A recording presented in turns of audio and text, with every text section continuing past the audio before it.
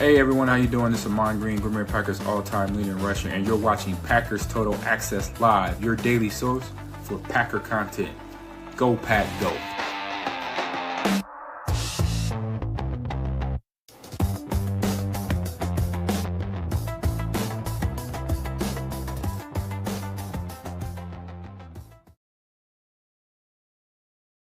What's up, guys? Welcome into Packers Total Access. My name is Clayton. You can check us out on packernet.com. Find me on Twitter at Packers_access. Here with a quick little live stream, quick little video for you guys and gals to break down. We've got Pat McAfee and Dan Orlovsky talking about Caleb Williams and the Chicago Bears passing attack. We're also going to dive into some of the numbers. We did a deep dive, extensive deep dive earlier today on the Chicago Bears' strength of their offense, which is their running game, against the Packers' run defense in terms of rankings. On the back side of this video, after we hear Dan Orlovsky talk about some of the struggles with the Chicago Bears passing game, we're going to talk about where their passing game ranks and where the Packers passing defense ranks, kind of give you guys an idea of how they're going to match up here on Sunday afternoon. Before we do, if you guys would do that YouTube stuff for me, hit like, hit subscribe. If this is your first time tuning into PTA, welcome. Thank you for making us a part of your day. We're not experts. We're not insiders. We're not media. We're fans just like you talking Packers on the daily. So if you look for that type of content, make sure you hit like, subscribe, and click that bell icon so you're notified when we do go live, like here at 6 p.m. Central. We're going to be going live for PTA, and that's Packers Total Access. We will have Tim in-house with us live in Green Bay. We'll have our boy Emilio joining us down here from Tennessee, and we're going to do a deep dive on Packers versus Bears, as it's already Thursday. Game day is a blink away. We're going to dive into all of the PFF preview, our offense against their defense and vice versa. We'll give you the latest point spread. We'll talk about how the quarterbacks match up. Specifically, it's going to be a good time. So again, make sure you hit subscribe and click that bell icon so you're notified when we do hit go live here in a little bit. Let's jump into it. Let's talk about Dan Orlovsky and Pat McAfee on the Pat McAfee Show talking about Caleb Williams in this passing game. Now, I want to go back to yesterday a bit, okay? This video or this audio I'm going to be playing for you guys from the McAfee Show today. Yesterday, I think it was yesterday or the day before, Pat and the guys, they just kind of made it tongue in cheek, the EPA, the completion percentage over expected. They started referring to them as fake stats, right? Well, now it seems like all of a sudden, since Himbo is sending these numbers over to Pat, like, hey, Caleb been playing like cheeks, right? Now he's starting to come around to the fact, okay, maybe, why does it seem like he's playing so well? You'll hear Todd Schmidt in this audio talk about, well, that's because every time I turn on Red Zone channel, you see Caleb Williams throwing a touchdown. So again, the box score watchers, the guys who are, just catching the highlights, you look up and go, Caleb's having a great year. But when you look on a per play basis and where they actually rank and where his adjusted completion percentage is and just how inaccurate he's been, plus Dan Orlovsky is going to talk about some of the timing issues here with the Bears offense as well. And again, we normally wouldn't do this extensive of a deep dive into another team's passing game or just game in general, but this is the opponent coming up for the Packers, and we're talking about exploiting their weaknesses, trying to find out what their strengths are, make sure we limit the damage they do there, which is their running game. Their passing game, not so much. It doesn't mean they can't put it together on Sunday, but let's hear what Dan Orlovsky and Pat McAfee and the guys have to say. As always, guys, there may be some language here, so if you got kids in the room, be prepared for that. Be ready to earmuff it. I believe it's clean, but again, you know how these guys are, man. They could let an F-bomb fly at any moment. So here we go. Here's Dan Orlovsky and Pat McAfee talking about the Chicago Bears passing offense. We'll pause a couple times throughout and just give my take on it as well. Here we go. Believe that they can go on a Super Bowl run. I would be shocked if the Super Bowl representative from the NFC is not either the Los Angeles Rams or the Seattle Seahawks. I think those two teams are clearly the best teams in the NFC right now. Green Bay probably a blink below them. What about the Bears? I think that All right, so you heard that, right? What about the Bears? He's talking about the top teams in the NFC. We've listed our power rankings. We showed other people's power rankings online. We've shown the Vegas odds of who's got the best odds of going to the Super Bowl, right? And the Bears are nowhere toward the top. Doesn't mean they can't go on a run, but again, everybody's kind of, well, why ain't the Bears up there? They're the number one seed. We'll explain here. What about the Bears? So one seed. You don't go on a Super Bowl run with that pass game right now. The pass game's improved to what it was. You don't go on a Super Bowl run with that passing game. It's improved, but it's not where you need to win a Super Bowl. Last year, but you don't. It's the best run game or one of the best run games in football, but pass game wise, it's just not good enough to go on the Super Bowl run. Got it. I understand what you're saying. I don't have any more arguments against what you said there because these stats are alarming. And again, he's got the stats on the screen when he says these stats are alarming. He was so surprised the other day that these numbers are just magically popping up coming in from Himbo Stats. Caleb Williams' accuracy woes ranked 33rd. Ranked 33. Here are the qualifiers. 22.1 off-target percentage. That's 32nd in the league. Again, he's off-target 22% of the time. 58.1 completion percentage. That's 33rd in the league. Minus 8.5% CPOE. Again, minus 8.5 CPOE, completion percentage over expected. That's ranked 33rd. These are the stats they were saying were fake stats just the other day. Now they're hearing it from multiple people, how the Chicago Bears passing game is struggling, including their head coach. So here we go. Just watching the Bears games in one of the quad boxes, okay? Not watching every single snap and like kind of paying attention. And you're just seeing the Bears have this run that they're having. And it's like I only see Caleb throw touchdown passes. That's the red zone. That's the red zone effect. That is right. They need to stop with what they're doing. What they're doing. I can't be doing that anymore. Don't ruin. They had 2 minutes of commercial. The thing, kidding me? Yeah, 2 minutes. Too much, you say. 2 minutes. I'm not diving into it all. But Caleb Williams, I just have been assuming that he's been doing incredible stuff. Had the game winner where he gets the edge against the Giants, I think, a couple weeks. Where he gets the edge running the football, like we've said all year long. This guy is an elite scrambling quarterback, right?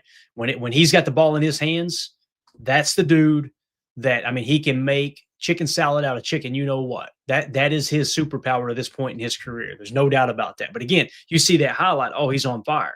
You don't see all the passes in between.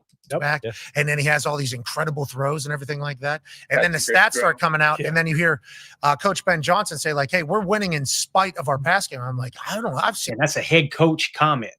We're winning in spite of our passing game. Things great pass game. Explosive. And then these stats start coming out, and it's like, oh, I guess on a play-to-play basis, he's just still not there yet. You know, like the timing of offense and being on time and hitting just like classic slant here, classic stop, like classic, those throws still not hitting at a majority of a clip. Is that what you're saying? And what are these stats are saying? Yeah. And it's all 11 of their offense in the pass game taking part. I would tell you it's route discipline, ball location. Here comes Dan Orlovsky, the former quarterback. And this is usually where Dano, Ben Kurt Warner, all of the quarterbacks way better at breaking down the game than this guy right here on your screen will ever be, right? They've forgotten more about football than I'll ever know. But you can almost always count on the former quarterbacks to explain why it's not necessarily the quarterback's fault. Let's continue.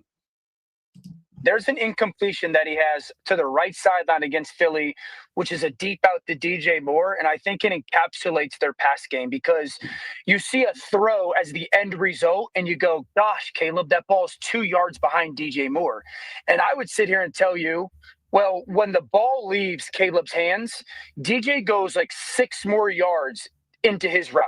There's no way that should be the case. So is it Caleb's drops just a fraction too fast? Should he hold it and take another hitch? Does DJ go one revolution too much in his route? And I have a hard time believing DJ Moore, who is, I think, a really, really good wide receiver, is the one who makes the mistake. And he's not saying that's the case. He's just kind of laying out what could potentially be the issues. We have seen over and over and over Caleb Williams not play on time. We've seen Caleb hold the ball too long. So to me, I think the answer is pretty evident there.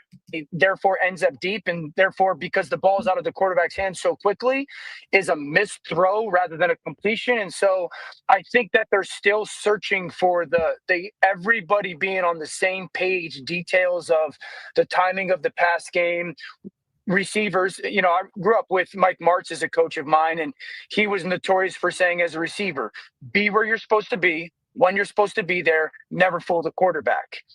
And it looks like at times that receiving corps is still searching to get that. And Caleb's trying to be on the same page as well. So he's improved. He's been clutch. He's made plays, has created way less problems for himself than he did last year.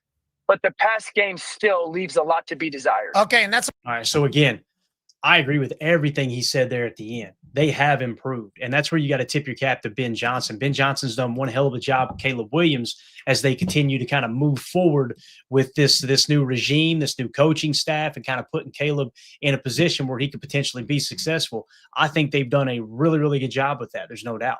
But again, at the end of the day, what's holding you back?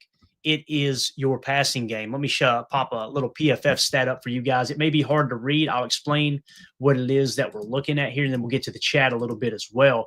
So when you look at, and the numbers are going to be small, but you see I got it sorted by adjusted completion percentage, okay? So again, that's when you remove the noise, you remove the spikes, when they'll try to stop the clock, right? That counts as an incompletion. We'll remove that, right?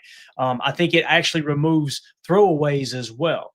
It'll remove drop passes, all that type of stuff, right? Like if he gets hit as he's letting the ball go, right? They'll wash that out as well. Well, his adjusted completion percentage, you got to go down the list pretty darn far to find our boy Caleb Williams, 69.6% adjusted completion percentage, guys. That is 42nd best in the league. That's minimum 50 dropbacks. So all the quarterbacks on this list that are ahead of him have a higher adjusted completion percentage, and they have at least 50 dropbacks. And you can see most of them have played significant snaps, right? 191, 138, 446, 482, 317, on and on and on, right? I mean, you see players like Spencer Rattler with a 75.6 adjusted completion percentage. People are writing Tua Tagovailoa that's gotten a big contract here recently as well, right? He's in the number 21 spot. Caleb is all the way into the 40s in that regard. I mean, look at some of these. Mason Rudolph is 80.9% adjusted completion percentage with 56 dropbacks. Again, and now where's Jordan Love at on this list? He's 6th at 78.6. So again, is there some stuff in the offense that's a little bit off? Absolutely, there is. Is it every bit of it Caleb? No. But this idea that Caleb is just playing lights out, and I got to be honest with you, man, it's refreshing to actually hear people like Pat McAfee and them actually realize, oh crap, maybe he's not been as good as we thought he was, right? And that's really what it comes down to, is just understanding, what are we actually watching? What are we actually paying attention to? Doug in the chat says Caleb needs to improve his reads and throwing accuracy. It's been observed that he tends to run if his first route read is not available. No check down, no safety valve, tends to take off. Completely agree. It's either that, or he looks to make people miss in the pocket. He takes his eyes away from downfield and focuses on the pass rush, and that really does set the whole timing of the offense off as well. So that's definitely one of the problems. And the thing is, you've seen that in college too.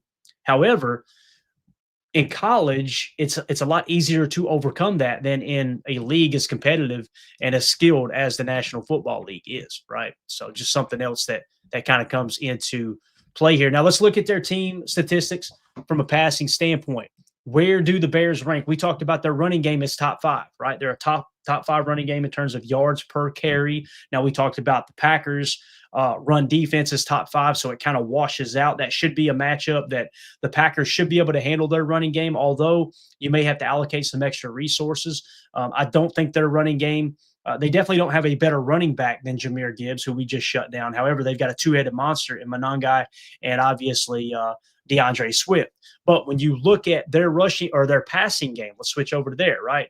The Chicago Bears are ranked 16th. They're tied for 16th at 6.9 yards per pass attempt against 16th. So they're the middle of the pack with their yards per pass attempt. Their quarterback is ranking in the 40s in adjusted completion percentage. That tells me that maybe the passing game, the problem is more on Caleb Williams than it is on the receivers or the pass protection or the backs or the chips, all that stuff, right? And I think Colston Loveland is showing that he can be a very good, maybe even great tight end as he gets a little further into his career. So again, that's where Chicago's passing game ranks, is in the number 16 spot. Where do the Packers passing defense rank? Where are they sitting at? As you dive into this, they are currently, get that ad off the screen, the Packers pass defense is currently ranked 4th at 5.7 yards per pass attempt allowed. So again, when you do the breakdown here and you look at the Bears, who has the advantage in the running game? Well, we haven't even talked about the Bears defense extensively yet. We'll do that tonight. They're ranked bottom 5 in every category. Passing yards per pass attempt, yards per carry allowed. They're bottom 5 typically in both of those, right? Now, turnover margin, we've talked about that. They have a league high at turnover margin. They're doing better than anyone at taking the ball away and protecting the football. That's how they're winning these close games. But again, when you look at the passing game, who has the advantage in the passing game in terms of our defense against the Chicago Bears passing offense? It's not even close. Green Bay has the advantage there. It's Micah Parsons getting after the quarterback. It's Rashawn Gary playing steady. It has been Devontae Wyatt. We'll see how much he affects the game plan. You've got great stackbacker play in Isaiah McDuffie and Edgerrin Cooper. Isaiah McDuffie, guys, I don't think people realize how good he's playing. It's really, really wild when you look at his run stop ratio right now, or his run stop rate, I should say. Comparatively speaking to like somebody like Quay Walker, it's really wild how much better he's playing than those guys. We may potentially get Quay back this week as well. Another big key component here in terms of stopping the run and the pass is Xavier McKinney and Evan Williams on the backside. They're both playing really, really solid run defense and pass defense as well. So again, when you look at the passing game breakdown here, it looks like the Green Bay Packers have the advantage against the Bears passing offense. It's kind of a push in the run defense. What it's going to come down to, guys, we have the advantage offense against their defense, but you got to protect the football. That's going to be the key to this ball game on Sunday, is protecting the football. And not even necessarily taking the ball away from Chicago.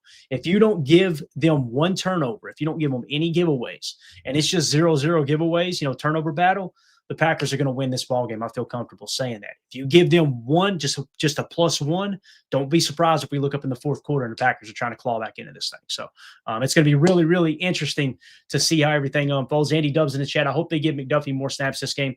Yeah, he's been getting pretty much the max amount of snaps, Andy, out there with Edgerrin Cooper. And I think I'm officially there. I want to talk to the guys about it because the numbers are just overwhelming that McDuffie has played significantly better than Quay Walker. In some cases, you could say he's played better than Edgerrin Cooper. He's got a higher PFF grade. His run stop rate, I don't know if it's quite as high as Cooper. It's definitely higher than Quay Walker's, significantly higher than Quay Walker's.